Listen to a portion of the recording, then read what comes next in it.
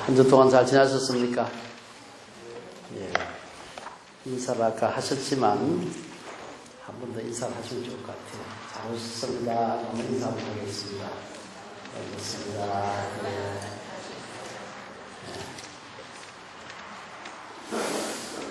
계속해서 요한복음 강해를 하고 있습니다. 요한복음 10장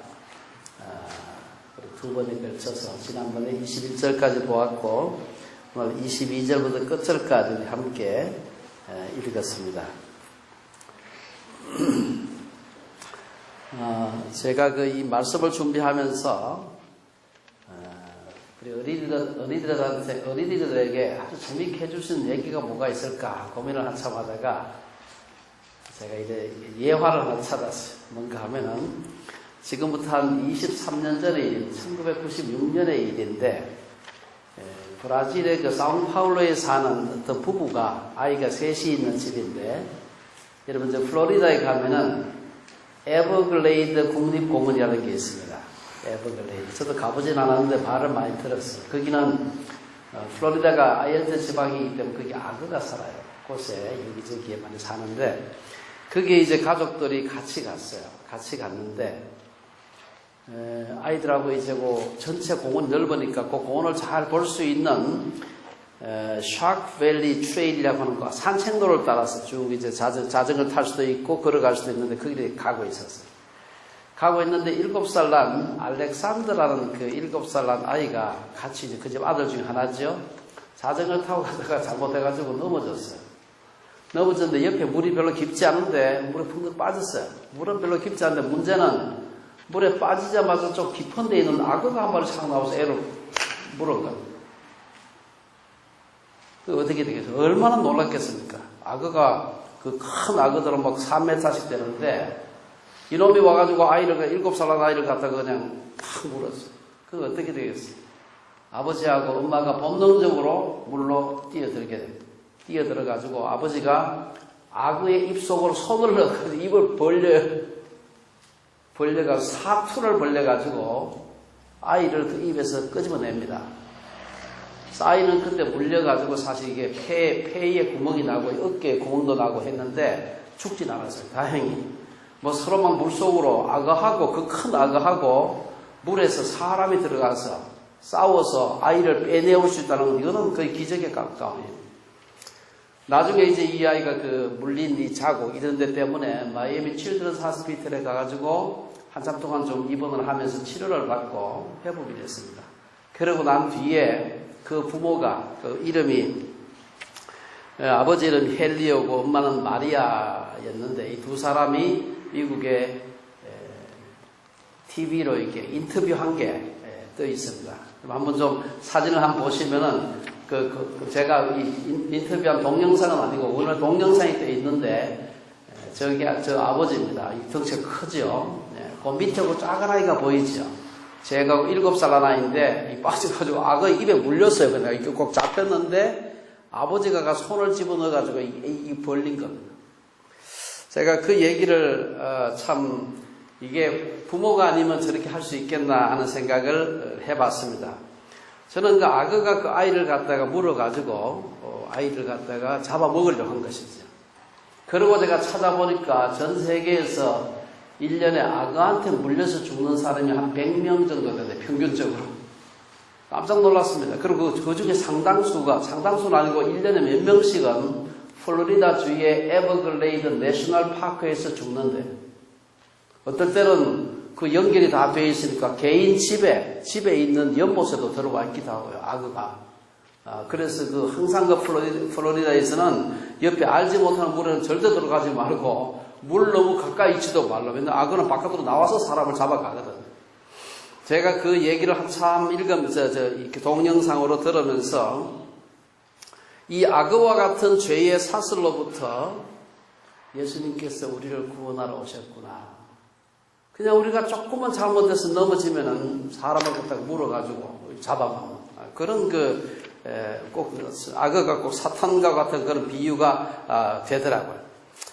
오늘 이 말씀을 생각하면서 우리 성경에서 가장 어떤 기본적인 그런 주제입니다. 예수님이 하나님의 아들이시다. 그리고 그분이 우리에게 오셔가지고 악어와 같은 이 죄의 사슬로부터 우리를 갖다가 구해 주셨다는 걸 아주 우리가 너무 익숙한 그런 얘기입니다만은 그러나 익숙하기 때문에 더 중요합니다. 오늘 22절에서 보면은 22절에서 23절에 보면 수전절에 대한 얘기가 나옵니다. 여러분들이 유대인들에게 있어서 수전절이라 그러면은 특별한 물론 모든 명절이 다 의미가 있습니다만은 수전절은 특별한 의미가 있습니다. 여러분들이 우리 일제치하에 있을 때 우리 조상들의 소원이 뭐였겠어요? 꿈에도 그리는 소원? 광복이었죠. 그렇지 않습니까? 꿈에도 밤낮 때는 어떻게든 참 이 일제치하에서 벗어나야 되겠다. 그리고 광복되고 난 뒤에 남북분단의 시대를 지난 수십 년간 살면서 우리의 소원은 통일이죠. 그렇죠. 요즘 통일에 대한 생각이 희미해져 간다고 걱정하는 분들이 많이 있는데 통일이에요. 예수님 시대 유대인들의 가장 큰 소원은 뭐냐? 그래서 로마로부터 해방되는 것입니다. 오늘 여기 22절에 등장하는 수전절의 기원이 바로 이 유대인들의 그 간절한 소원과 관련된 유대의 중요한 명절 중에 하나입니다. 히브리어로 하루카라고 부르는데요. 이 수전절은 주전 2세기의 그 마카비 가문의 이 반란과 관련된 절기입니다. 수전절은 시리아의 폭군 안티오코스 에피파네스, 안티오코스 4세, 이 사람이 그 폭정을 해가지고 그 폭정에 항의해서 유다 마카비라는 사람이 일어나가지고 이 시리아 군대를 몰아내고 예루살렘 성전을 정결케 한 그 사건입니다. 그러니까 연대로 따지면 주전 한 168년경입니다. BC 168년이니까 지금부터 아주 오래된 그러한 때죠. 이 안티오코스 에피파네스 4세가 예루살렘의 성전에다가 유대인들의 종교를 파괴하지 않고는 유대인들을 정복할 수 없겠다 생각했기 때문에 유대인들의 종교를 파괴하는 가장 중요한 방법은 그 신앙의 중심지인 예루살렘을 갖다가 아주 더럽혀야 된다 생각합니다. 그래서 스룹바벨 성전인데 그 성전, 예루살렘 성전에 제우스 신상을 세우고 율법에서 그 많은 돼지고기를 가지고 거기서 제사를 드리게 하고 그리고 그것만 한 게 아니에요. 그 유대나라 곳곳에 관리들을 군대들 군사들을 보내가지고 그 지방에 있는 사람들까지도 이방신에게 제사하고 하고 이 돼지고기를 막 먹게 하고 이랬습니다. 그러니까 사람들이 얼마나 분노를 했는지 모릅니다. 극도로 분노를 했습니다. 그러던 중에 이 안티오코스 에피파네스 4세가 어느 마을에 예루살렘에서 한 북서쪽으로 한 40km 정도 떨어진 모디인이라고 하는 동네에다가 이 군사를 보내가지고 거기에서 이방신에게 절하라 하고 거기에 있는 제사장에게 명령을 했어요. 그 제사장 이름이 마타디아스였는데 이 마타디아스가 그 명령을 듣고 많은 사람이 그렇게 했는데 이 사람은 오히려 거기에서 그 관리를 죽이게 됩니다. 그리고는 그는 나아가서 그의 아들이 5이 있어요. 독수리 5형제 5이 있었는데 이 아들과 더불어 가지고 동네 사람들을 규합을 해가지고 이 시리아군을 갖다가 전투를 하게 되고 그래서 안티오코스 군대를 전멸시키게 됩니다. 그러나 그 동네에 온 그 군대들만 전멸을 시킨 거지. 그는 인근 야산으로 피해서 사람들을 갖다 세를 규합해가지고 나중에는 점차 세력이 확대돼가지고 예루살렘으로 진격을 하게 됩니다. 예루살렘에 가서 예루살렘에 진군하고 있었던 그 안티오코스 4세 그 군대를 갖다가 다 쳐부수고 그들 쫓아내게 됩니다. 그리고는 성전을 갖다가 회복하게 되는데요. 성전을 회복하고 보니까 성전이 얼마나 제우스 신상만 서 있는 게 아니라 성전에 사용하는 여러 가지 기명들, 기구들 다 파괴되고 없어지고 그랬습니다. 그래가지고 그 모든 것을 다시 회복하고 만들고 찾아내고 그리고 마지막으로 이제 여러분들 한번 메노라라고 하는 이 유대교에서 사용하는 유대 성전에서 사용하는 촛대가 있어요. 7개, 가지 7개 달라. 한번 그림을 한번 보겠습니다.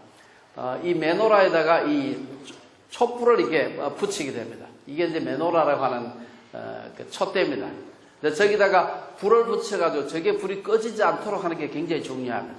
근데 문제는 이게 마른 촛대인데 사실 감람유를 가지고서 불을 붙이는 거예요. 감람유가 딱 하루 탈 것밖에 없더래요. 남아있는 그 기름을 갑자기 구할 수 없고 그렇지만 불을 붙여야 되기 때문에 불을 다 붙여가지고 있는데 놀랍게도 하루치밖에 안 되는 올리브유가 감람유가 무려 8일 동안 탔다고 합니다.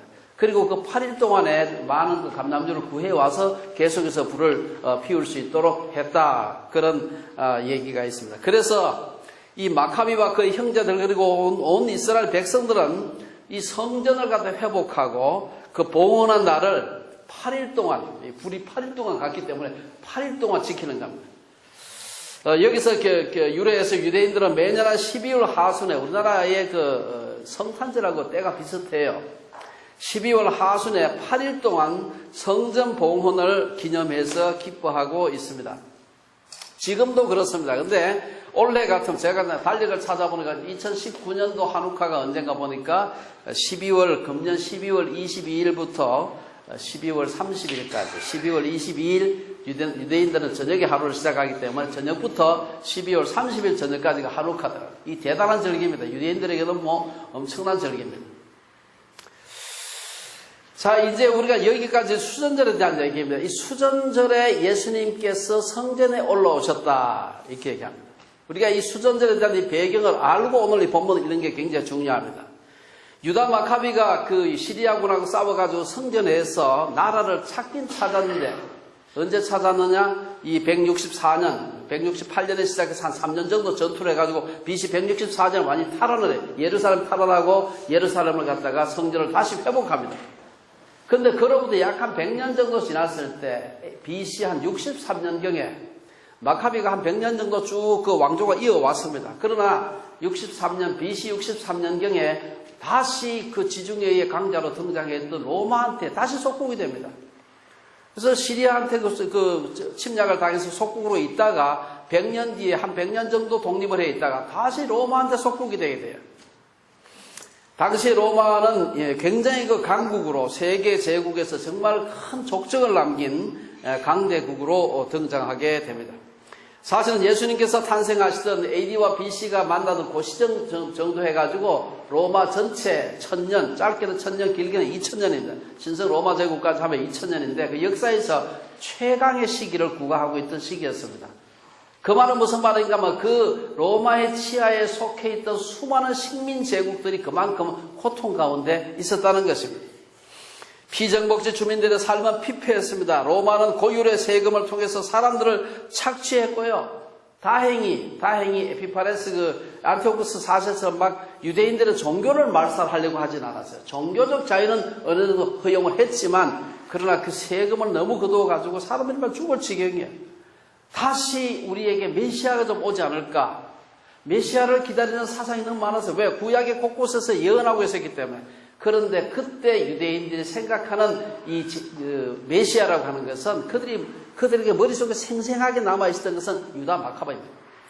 유다 마카비와 같은 메시아가 다시 와서 저 악한 로마를 무찔러내고 우리를 좀 해방시켜가지고 자유롭게 하나님을 섬기고 이 경제적인 착취로부터 벗어나게 할 수 없을까 기다리고 있을 때 예수님께서 나타나신 거예요. 사실은 예수님께서 나타나시기 수년 전에 3년 전에 우리가 잘 아는 세례 요한이 나타나서 그 정말 대단한 메시지를 외쳤습니다. 전국적인 부흥사로 요즘 같으면 막 그 팔레스타인에서 엄청나게 많은 사람들이 세례 요한에게 와서 설교도 듣고 세례도 받고 죄도 회개하고 야 이제 저 사람이 어쩌면 우리를 로마로부터 해방시켜줄 메시아가 아닐까 이렇게 기대하고 있었는데 어느 날 갑자기 그냥 이상한 일로 일어나가지고 목이 잘려서 세례 요한 죽게 되지 않습니까? 너무나 기대를 했는데 그 기대하던 세례 요한이 목이 잘려 죽으니까 낙심천만이죠.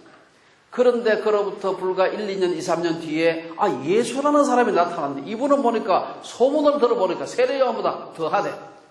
막 기적도 행하고 세례 요한은 그렇게 기적을 많이 행하지는 않았는데 세례 요한은 말씀도 아주 힘이 있고 그 다음에 막 기적도 나타내고 한다는 얘기 들으면서 이분이 우리를 구원하실 로마로부터 해방시켜줄 그 메시아가 아닐까 생각했습니다. 22절, 23절에 보면은 예루살렘의 수전절이 이르니 때는 겨울이었습니다. 그리고 예수님은 성전 안 솔로몬 행각에서 거니셨다 그랬습니다. 그럼 한번 그 예루살렘 성전을 좀 한번 구조를 좀 볼 필요가 있는데 한번 좀 보시겠습니다. 예루살렘 성전 안 솔로몬 행각 잘 보일지 모르겠습니다만 저기에서 솔로몬스 폴치 하는 게 솔로몬 행각입니다. 여기 보면은 행각이라고 하는 것은 기둥이 쫙 서 있고, 그리고 거기 뚜껑이 덮여 있어가지고 일종의 주랑입니다. 기둥이 쭉 서 있는 복도예요. 위에 덮여 있습니다. 근데 그 팔레스타인에서는 겨울이 12월 겨울이 우기기 때문에 자꾸 비가 와요. 그래서 바깥에서 무슨 집회하기가 쉽지 않습니다. 그래서 이 주랑에서 이게 기둥으로 쫙 서 있고 덮여 있는 저 솔로몬의 폴치, 솔로몬 행각에서 이렇게 된 이 부분입니다. 저기에서 예수님께서 상당히 길죠. 거기서 왔다 갔다 하고 있는데 시비를 걸려고 유대인들이 다가온 것입니다. 오늘 본문이 바로 거기에서 일어난 예수님과 유대인들의 그 논쟁을 소개를 하고 있습니다. 사실 오늘 요한복음 7장 10절부터 오늘 본문 바로 직전인 10장 21절까지는 초막절에 대한 얘기예요. 그리고 22절부터는 이게 이제 그 수전절에 대한 얘기입니다. 21절과 22절 사이에 거의 간격이 없이 가는 것 같지만 요 살펴보게 되면 여기 한 3개월 정도 시차가 있다. 그럼 그때 뭐 하셨을까? 아마 그 시간에 예수님께서 어떤 사람은 예루살렘에 그대로 머물러 계셨을 것이다. 어떤 사람은 아마 갈릴리에 집에 갔다 오지 않았었을까? 뭐 이런 여러 가지 추측을 합니다만 어쨌든 그때 예수님께서 아마 유대 지방 여기저기 다니면서 복음을 전하지 않았었을까? 그리고 누가복음 10장 1절에서 한 3장에 걸쳐 4장에 걸쳐 가지고 나오는 기록이 있어요. 그 기록이 바로 그 빈 3개월에 예수님의 행적을 기록한 것이 아닐까 지금 그렇게 생각을 하고 있습니다. 어쨌든 23절에서 예수님은 성전에 올라가시면 늘 그러하셨던 것처럼 이번 수전절에도 솔로몬 행각에서 왔다가 하고 있다가 이 유대인들이 다가와서 그들과 서로 논쟁을 하게 됩니다. 그리스 말로 그리스 말로 행각이란 말 자체가 아까 말씀드린 기둥으로 쭉 돼 있고 위에 덮어가지고 사람들이 왔다 갔다 할 수 있는 이 행각을 기둥으로 그리스 말로 스토아라고 얘기해요. 옛날에 제논이라는 사람이 저런 그 기둥이 쭉 돼 있는 복도에서 제자들을 모아놓고 가르쳤다 그래서 그 스토아 학파가 그래서 생긴 겁니다. 거기서 늘 제논이 제자들을 가르칠 때 그런 복도에서 행각에서 제자들을 가르쳤다. 지금 그래서 그 학파를 스토아 학파, 스토아 철학이다. 그렇게 얘기합니다. 어쨌든 유대인들이 24절에 보면은 유대인들이 예수님께서 행각에서 왔다 갔다 하고 계시니까 다가와서 시비를 하는 겁니다. 24절에 보면 뭐라고 얘기합니까? 이르되 당신이 언제까지나 우리 마음을 의혹하게 하려 하나이까? 그리스도이면 밝히 말씀하소서라고 얘기했습니다. 사실 예수님은 이미 다른 곳에서 내가 하나님의 아들 그리스도라라고 몇 차례 여러 차례 밝혔어요.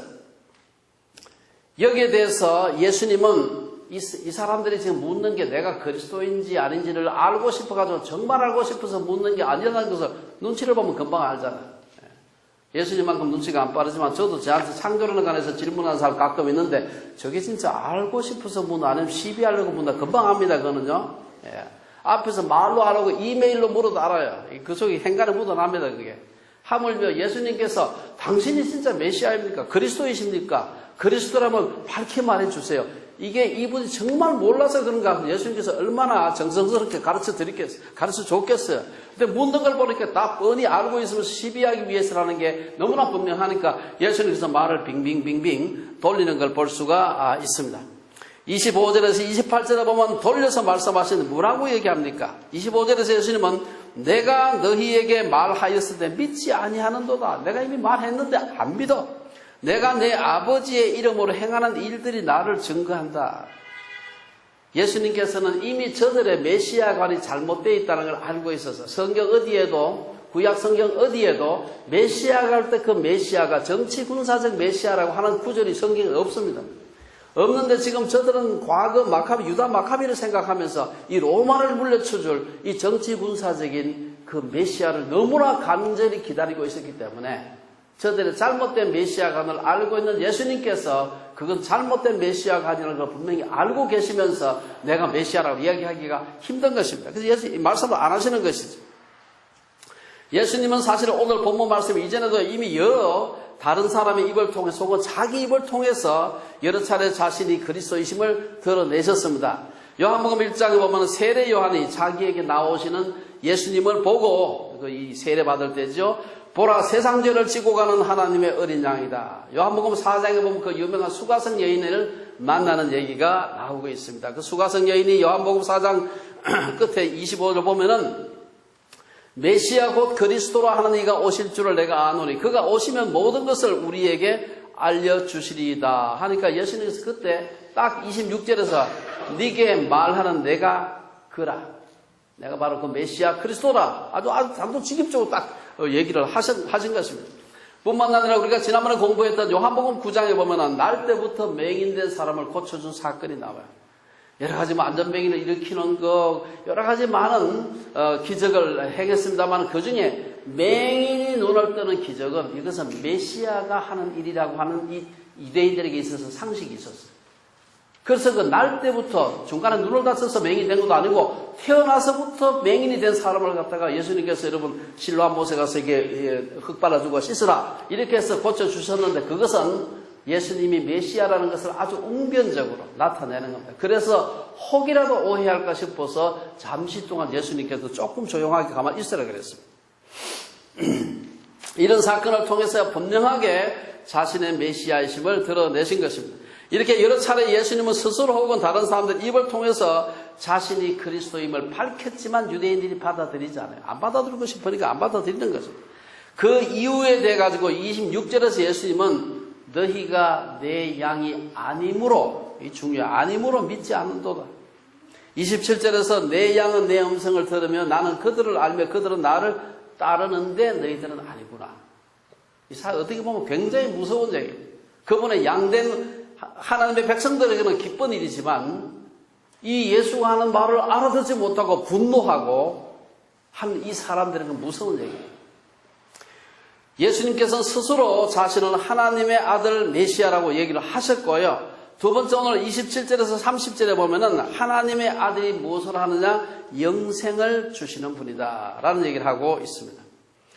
예수님은 그리스도임과 동시에 그를 믿는 자들에게 영생을 주시는 분입니다. 어떤 사람이 영생을 얻는가 여러 가지로 표현할 수 있지만 오늘 본문은 예수님의 음성을 듣고 따른 자라고 얘기합니다. 27절에 보면 영생을 얻는 자의 조건으로 내 양은 내 음성을 들으면 나는 그들을 알며 그들은 나를 따르느니라.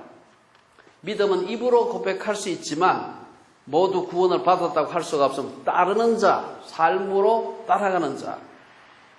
예수님은 분명하게 마태복음 7장에 보면 나더러 주여 주여 하는 자마다 다 천국에 들어갈 것이 아니요 다만 하늘에 계신 내 아버지의 뜻대로 하는 자라야 들어가리라.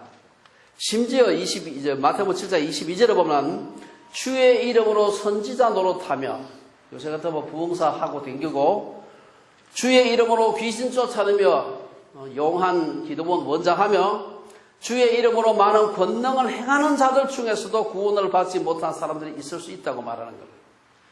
구원에 관련한 논의에서 우리는 복잡한 신학적 용어나 교리를 동원해서 단순한 구원의 진리를 흐리게 해서는 안 됩니다. 믿음은 들음에서 나며 들음은 그리스도의 말씀으로 말미암았다고 로마서 10장에 그렇게 되어 있어요. 여기 보면 믿음은 들음에서 나며 이 우리말은 그게 싹 좀 빠져 있는데 믿음은 메시지를 들음에서 나며 이렇게 되어 있습니다. Hearing of the message. 원어에도 그렇게 되어 있어요. 말씀을 들음으로써 하나님의 말씀을 들음으로 쉽게 말하면 복음을 들음으로 설교를 들음으로 믿음이 생긴다는 거예요. 그냥 아무 얘기나 들으면 믿음이 생기는 게 아니라 하나님의 말씀의 메시지를 들음으로 믿음이 생긴다. 이거 복잡하게 생각할 필요 없습니다. 구원의 도리를 사모하며 지키려고 노력하는 자. 우리가 모든 일에 실수가 없을 수가 없죠. 아무리 예수를 잘 믿어도 실수하게 되고 넘어질 때가 있지만 그러나 실수함에도 불구하고 일어나려고 노력하는 하나님 말씀에 순종해야 되지 하고 일어나는 자를 말하는 것입니다. 너무 이렇게 얘기하지 말고 교회에 출석하고 예배를 귀중히 여기는 것은 구원의 조건이 아니라 구원의 증거가 되는 겁니다. 목회자가 되어서 신앙이 무엇인지를 곰곰이 생각하면서 저는 교회를 출석하고 섬기는 것 자체가 겸손이구나 하는 생각을 했습니다. 구원받은 자의 가장 기본적인 태도입니다. 물론 어떤 사람은 난 집에서 혼자 예배 드려 그렇게 할 수 있어요. 그러나 그런 바른 자세가 아닙니다. 믿음은 들으면서 나는데 교회에 나가지도 말씀을 듣지도 사모하지도 지키지도 않는다면 그거는 구원을 받은 자의 모습이 아닙니다. 아무리 신학교육을 받고 신학교수가 되고 심지어 목사가 돼도 그건 구원받지 못한 사람입니다. 그것뿐 아니라 어떤 사람은 말씀을 듣기만 하기 위해서 교회 오는 사람도 있어요. 그래서 믿으면 복받는다는 기복설교, 교양이 철철 넘치는 달콤한 설교만 찾아서 다니는 사람들이 많고, 그나마 다니는 사람은 발품이라도 팔죠. 어떤 사람은 앉아서 텔레비전에서 이 채널 저 채널, 유튜브에서 이 채널 저 채널 따라다니면서 자기 혼자 앉아가지고 말잔치만 하고 있는 사람들이 많습니다. 구원받는 믿음은 겸손하게 말씀을 듣고 순종하는 믿음입니다. 그리고 함께 모여서 이렇게 예배드리라고 하나님께서 우리에게 명령하신 데는 이유가 있는 겁니다. 모이지 않고 혼자 집에서 유튜브 채널 왔다 갔다 하면서 해가지고 믿음이 자라지 않아요. 귀에 좋은 몇 마디 말은 들을 수 있지만 믿음은 자라지가 않습니다. 나는 도대체 어떤 믿음을 가진 자인가? 듣기만 하는 자인가? 듣고 행하는 자인가? 자신의 믿음이 얼마나 진실한지 오늘 말씀을 통해서 우리가 살펴봐야 됩니다. 내 믿음이 정말 진실한가? 우리 스스로 자꾸 물어봐야 돼요. 왜냐하면 교회를 너무 오래 나오다 보면 이게 너무나 매너리즘에 빠져가지고 너무나 익숙해서 유스트가 돼가지고 내가 정말 잘 믿나? 그때 아주 쉽게 이게 살펴볼 수 있는 자가 있습니다. 내가 예수 믿어서 손해본 거 있나 살펴봐야 돼요. 손해보고 예수 믿어야 되지요. 교회 가가지고 손해 하나도 안 보고요. 시간 손해, 돈 손해, 에너지 손해 하나도 안 보고 예수 믿는다. 거짓말입니다. 세 번째, 28절에 보면은 영생은 무엇이냐? 영생은 예수님의 선물이라는 것입니다. 예수님께서 내가 그들에게 영생을 주노니 그랬습니다. 내가 쟁취하는 것이 아니라 예수님께서 준다 그랬습니다. 영생은 우리의 노력으로 얻는 것이 아니라 하나님이 예수님을 통해서 우리에게 주시는 선물이라는 것입니다. 여기서 알미니안주의, 칼비니즘 따질 필요가 없습니다. 오늘 본문 28절은 분명히 예수님께서 우리들에게 영생을 주신다고 했습니다. 그렇다고 바리새인들처럼 구원의 도리에 저항하는 자들을 억지로 구원하지는 않는 것입니다. 우리의 구원과 영생은 온전히 예수님이라는 것이고 자신의 공로가 아니라는 것입니다. 우리가 죄의 사슬에서 해방되어 영생을 소유하게 된 것은 전적으로 예수님의 공로라는 것입니다. 양의 공로가 아니에요. 양이 자기가 사나운 짐승 이리로부터 자기를 보호하겠다고 해서 양이 태권도 배우고 달리기 연습하고 시력 좋게 안경 쓰고 이래가지고 이리로부터 자기가 보호를 받는 게 아니라 양은 목자 옆에 있어야 안전한 것입니다. 우리도 예수님 안에 있어야 안전하고 구원을 받는 것입니다. 우리의 힘으로는 이 악어와 같은 죄악의 사슬로부터 벗어날 수가 없습니다. 또한 우리가 받은 선물은 확실합니다. 28절에 보면은 예수님은 구원받은 사람은 아무도 내 손에서 빼앗을 자가 없느니라. 29절에 보면은 그들을 주신 하나님의 양 구원받은 자들 주신 내 아버지는 만물보다 크심에 아무도 아버지 손에서 빼앗을 수 없다. 그리고 30절에서 예수님은 나와 아버지는 하나이니라고 하심으로 더더욱 우리의 구원이 흔들릴 수 없음을 강조하고 있습니다. 악어는 부모의 손에서 아이를 빼앗아갈 수 있을지 모르지만 우리의 구원은 만물보다 크신 하나님의 손과 손에 그분과 하나이신 예수 그리스도의 손에 달려 있으므로 아무도 빼앗을 수가 없다는 것입니다. 네 번째로 33절에서 38절에 보면은 유대인들은 그렇게 말하는 예수를 가리켜서 신성모독의 죄를 범했다. 또 오늘 본문에 보면은 예수님께서 나는 신성모독의 죄를 범한 것이 아니다라고 얘기를 하고 있습니다. 유대인들이 신성모독의 죄를 범했다고 돌로 치려 할 때 그는 내가 신성모독을 범한 것이 아니다라고 얘기를 하고 있습니다. 예수님께서 34절에 보면 예수님은 너희 율법에 기록된 바, 율법은 좁게는 모세 오경이지만 넓게는 구약 전체를 말하는 것입니다. 여기서 인용한 구절은 시편 82편 6절입니다. 구절은 안 써놨습니다만 이 말은 시편 82편 6절인데 여기서 신을 의미하는 이게 신은 너희 율법에 기록된 바 내가 너희를 신이라 하였노라 할 때 신. 이 신이라고 하는 것은 하나님을 의미하는 게 아니에요. 여기서 이 신은 하나님의 권위를 위임받아서 백성들을 재판하는 재판관들을 가리켜서 하는 말이에요. 그런 사람도 신이라고 불렀는데 나는 정말 하나님께서 보내서 온 메시아인데 왜 내가 하나님과 하다라고 해서 내가 신성모독죄를 범했다고 하느냐라고 얘기하는 것입니다. 보면 하물며 아버지께서 거룩하게 하사 세상에 보내신 자를 하나님의 아들이라고 부르는 것이 왜 신성모독이 되느냐 하는 것이죠. 37절 38절에서 예수님은 유대인들에게 나를 믿지 아니할 자도 그 이름 믿으라. 예수님의 인격을 믿던 높은 신앙은 갖지 못하거든 그가 행한 일이라도 믿. 요새로 말하면 기적 신앙은 가져라. 예수 믿기 그냥 말씀만 보고 예수님 생각하면 믿기 힘들어? 그러면 예수님이 병 고친 거 기적 행하는 것이라도 보고 믿으라는 것입니다. 그의 하는 일은 메시아가 하는 일이 아니냐는 것입니다. 그러면 아버지께서 내 안에 계시고 내가 아버지 안에 있음을 깨달아 알리라. 여기서 중요한 것은 이 삼위일체의 신령한 지식을 얻으라는 것입니다. 38절에서 급기야 아버지께서 내 안에 계시고 내가 아버지 안에 있음을 말하니까 유대인들이 돌 던지려고 하다가 이번은 체포해서 공의회에 넘기려고 체포하려고 했어요. 지금은 예수님을 체포해서 공회에 넘기려고 했습니다. 이에 39절에서 예수님은 둘러선 무리들을 제치고 탈출하죠. 탈출이라는 말은 없지만 탈출했어요. 에워쌌다 그래요. 사람들이 많이 모여서 예수님을 뺑 둘러서고 있는데 이들이 예수님을 잡으려고 했는데 어떻게 탈출했는지 모르겠어요. 탈출했다. 다니엘을 사자로부터 보호하신 것 같이 베드로를 깊은 감옥에서 구출하신 것 같이 하나님은 예수님을 지키신 겁니다. 우리의 생명이 하나님의 손에 달려있음을 말하는 것입니다. 예수님은 분명히 자신이 그리스도라고 말했고 그리스도만이 행할 수 있는 일을 행하셨습니다. 하지만 완악한 유대인들은 예수님을 믿지 않았습니다. 그래서 예수님은 26절 27절에서 유대인들의 불신앙을 꾸짖었습니다. 어떻게 그렇게 안 믿냐. 그들은 메시아를 앞에 두고도 받아들이지 않았습니다. 이를 칼빈주의자들은 영생의 복을 받도록 택함받지 못한 자들이다. 여러분 그 박윤수 박사님이라고 여러분 유명한 성경 주석학자 아시죠? 그분이 한 얘기 제가 이 부분 딱 보니까 제 흥미있는 얘기를 하나 했어요. 그분이 무슨 얘기를 하는가 하면 이 유대인들을 가리켜서 쌀이 가득한 창고 안에서 굶어 죽는 자들과 같고 샘 앞에서 목말라 죽는 자들과 같다. 그런 말씀을 하시더라고요. 정말 우리가 예수님을 메시아로 그리스도로 받아들이고 있는가? 말로만이 아니라 정말 우리의 삶에 그분이 내 구주고 내 메시아고 내 그리스도라고 받아들이는 마지막으로 우리가 오늘 본문의 마지막에 두 사람의 두 그룹의 반응을 좀 생각해 볼 필요가 있습니다. 첫째 우리가 생각해 볼 수 있는 것은 예수님을 배척하는 유대인들이었습니다. 31절 33절을 보면 유대인들은 예수님을 돌로 쳐 죽이려고 했습니다. 이들의 반응을 보면 이들이 24절에서 당신이 정말 그리스도인지 말해주시오 하는 것이 그리스도인지 아닌지 몰라서 하는 얘기가 아니고요.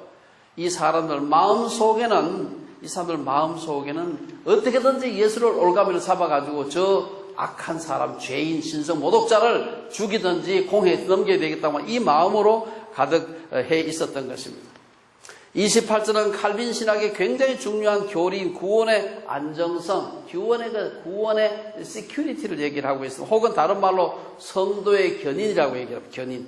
여러분 자동차 고장나면 견인차 있죠. 견인.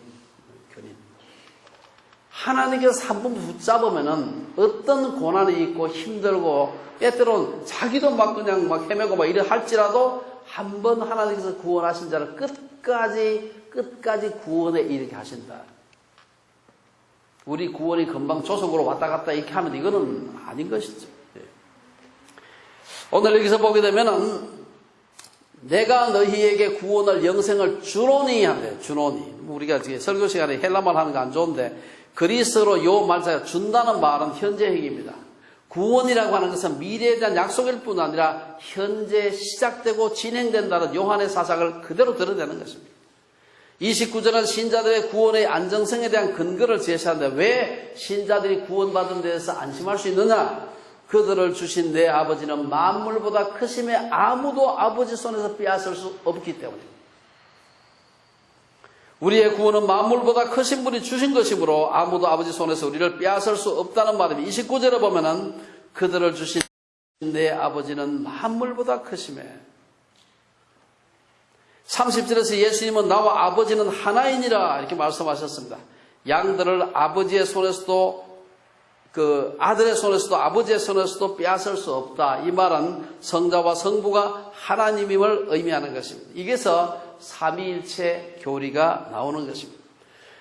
하지만 이 말로 인해서 31절에 유대인들은 다시 돌을 들어 예수님을 치려고 했습니다. 이것은 다시 돌을 치려고 했다면 이전에도 돌로 치려고 한 적이 있었다는 걸 의미하죠. 8장 끝에 보면 그 얘기 한번 나옵니다. 8장 58절에 보면 거기서도 돌로 치려고 했는데 다시 치려고 한 것입니다. 이러한 유대인들의 행위에 대해서 32절에서 예수님은 자신이 아버지께로 말미암은 여러 가지 선한 일을 한 것, 선한 일을 말하는 기적을 말해요. 선한 일을 한 것에 대해서 유대인이 돌로 치려는 것을 나무라면 내가 왜 나쁜 짓 하지 않고 선한 일을 했는데 나를 돌로 치려 하느냐. 여기서 예수님은 유대인들에게 내가 아버지로 말미암아 여러 가지 선한 일을 너희에게 보였거늘. 이 보였다는 말은 모든 사람 앞에서 공중 앞에서 보였다는 것을 의미합니다. 그런데 그걸 너희들도 보지 않았느냐? 그런데 왜 나를 돌로 치려고 하느냐? 유대인들은 마음이 완악해서 믿지 않은 것입니다. 예수님의 책망에 대해 유대인들은 33절에서 선한 일로 말미암아 우리가 너를 돌로 치려는 것이 아니라 신성모독으로 인합니다. 예수님은 그래서 신성모독이 아니더라고 조금 전에 얘기를 하신 것입니다. 두 번째 그룹의 사람들은 어떤 사람입니까? 복음을 전했을 때 그 반응이 있죠. 두 번째, 첫째는 예수님께서 말씀도 하시고 또 기적도 보여주시고 했지만 절대로 믿지 않는 그 그룹이 있습니다. 그런 사람을 갖다가 칼빈주의자들은 택정함을 받지 못했다 얘기할 수도 있겠지. 두 번째 사람은 예수님을 영접한 사람들인데 오늘 본문 끝에 보면은 40절에서 42절에 보면은 예수님을 영접한 사람들이 나와요. 40절에서 유대지방에서 배척을 당하신 예수님은 결국 요단강 저편 요한은 세례 요한입니다. 요한이 처음으로 세례 베풀던 곳으로 요단강 건너서 동쪽으로 가신 겁니다. 요단강 저편이란 말은 요한복음의 저자 요한이, 지금 이 요한복음은 사도 요한이 쓴 것이고 여기 지금 요한은 세례 요한입니다. 이 뜻은 다른 사람이에요. 요단 저편으로 예수께서 가셨다는 말은 자기는 요단 이편에 있어요. 요단 이편에 어디입니까? 예루살렘에 있는 그곳입니다. 한번 지도를 한번 보도록 하겠습니다. 좀 헷갈리는 그 부분이 있기 때문에 보이는지 모르겠습니다만 여기 지도에 보면은 사해가 있고 사해 꼭대기에서 바로 왼쪽에 보면은 예루살렘 베다니가 있습니다. 베다니가 시몬 문둥이 같은 그 집입니다. 여기서 보면 사해 바로 위에 보면 저 올라가는 선이 거기 요단강이고 오른쪽에 보면 베레아라고 하는 집. 이 베레아는 성경에 두 군데가 나오는데 하나는 그리스에 있는 베레아가 있어요. 데살로니가 바로 밑에 이렇게 베레아라는 동네가 하나 되어 있습니다. 요 베레아는 이 도시가 아니고 지방이에요. 요 베레아 지방으로 간 건데 그 베레아 중에서 이 요한복음 앞에 보면은 세례 요한이 거기 보면 베다니라고 하는 또 동네가 또 하나 똑같은 이름이에요. 요 베다니라는 데를 중심에서 세례 요한이 요단강 가운데 제가 지도를 만들다 보니까 아무나 두고 점을 갖다가 요단강에 붙일 수가 없다고 이렇게 쏙쏙 밀려나가지고 약간 떨어져 있는데 사실은 요단강 가에 있는 동네 요 동네에서 세례 요한이 세례를 베풀었습니다. 그 동네로 예수님께서 가셨다 하는 것입니다. 요단강 저편이란 요단강 동편 베레아 지방을 의미하는 것입니다. 그래서 그 베레아 지방은 요단강 서편에 비해서 예루살렘이나 그렇다 소위 유대 그 성전도 있고 하는 예루살렘의 예루살렘이 수도니까 그보다는 더 적막한 곳이고 이 예루살렘에는 유대인만 살고 있어서 주로 유대인만. 그런데 요단강 저편 동편에는 유대인과 이방인들이 섞여 살고 있었습니다. 고원지대이기도 하고요. 세례 요한이 처음으로 세례를 베풀던 곳 요단강 동편 베다니였습니다. 그곳에는 아까 말씀드린 대로 예루살렘 인근에 나사로가 살던 베다니와는 전혀 다른 지역입니다. 예수님을 적대시하고 그를 돌로 치고 자비를 했던 유대인들, 예루살렘 율법을 잘 아는 그런 예루살렘 유대인들과는 달리 예수님께서 그들을 떠나가신 요단 동편 베레아 사람들의 반응은 달랐습니다. 그곳 사람들은 세례 요한의 예언을 상기하면서 언제입니까? 한 3년 전에 내 뒤에 오는 분이 그분이 메시아다 라고 했던 그 세례 요한의 메시지를 들었던 사람들이에요. 유대신앙의 중심지의 유대인들은 예수님을 배척하고 핍박했지만 이방인과 유대인들이 섞여있던 변방 베레아 사람들은 예수님을 영접했습니다. 같은 말씀을 통해서 어떤 사람은 예수님을 핍박하고 멸망의 길로 가지만 어떤 사람은 예수님을 믿고 구원을 받는 것입니다. 41절에 보면 예수께서 베레아 지방으로 가자 많은 사람이 몰려왔다고 기록하고 있습니다. 그들은 예수님께 나와서 뭐라고 얘기합니까? 요한은 세례 요한입니다. 요한은 아무 표적도 행하지 아니하였으나 요한이 이 사람을 가리켜 말한 것은 다 참이라. 요한이 설교를 얼마나 많이 했습니까? 전국적인 부흥사로 전국에서 몰리던 사람들한테 엄청나게 많은 설교를 했습니다. 그때 내 뒤에 오시는 분이 있는데 나는 그분의 신권도 맬 자격도 별로 없는 사람이다.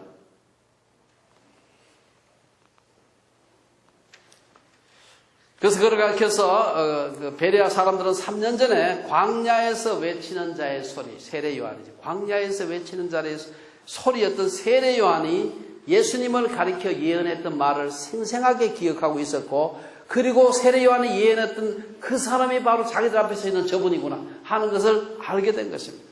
그래서 42절에 그 결과 뭐라고 얘기합니까? 거기서 많은 사람이 예수를 믿는 역사가 일어난 것입니다.